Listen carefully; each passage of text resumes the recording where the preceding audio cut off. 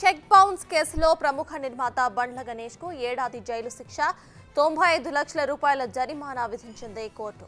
2019లో ముప్పాళ్లకు చెందిన జట్టి వెంకటేశ్వరులు వద్ద బండ్ల గణేష్ 95 లక్షల రూపాయలు తీసుకున్నారు.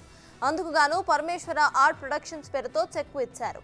అయితే చెక్ బౌన్స్ కావడంతో జట్టి వెంకటేశ్వరులు కోర్టును ఆశ్రయించారు. విచారణ జరిపిన కోర్టు తీర్పును వెల్లడించింది. అపీల్ చేసుకునేందుకు బండ్ల గణేష్ కు నెల రోజులు గడువు ఇచ్చింది.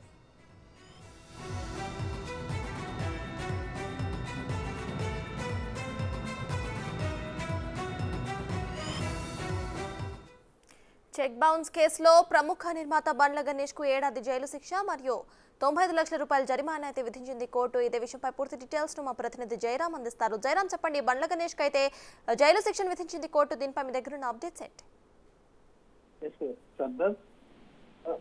చెక్ బౌన్స్ కేసులో సినీ నిర్మాత బండ్ల గణేష్ కు ఏడాది జైలు శిక్షతో పాటు 95 లక్షల జరిమానా ఒంగోలు ఏఎంఎం జిల్లా కోర్టు అయితే విధించింది. 2019లో ముప్పాల గ్రామానికి చెందినటువంటి జట్టి వెంకటేశ్వర అయితే 9 లక్షలు బండ్ల గణేష్ తీసుకున్నట్టు తెలుస్తుంది. అందుకు Bandla Ganesh Jatti వెంకటేశ్వరకు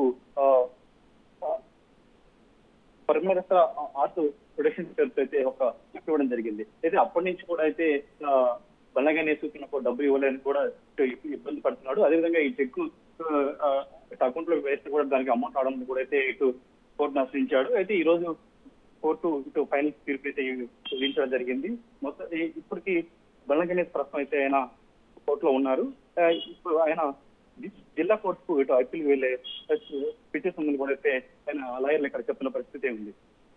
right, thank you Jayaram.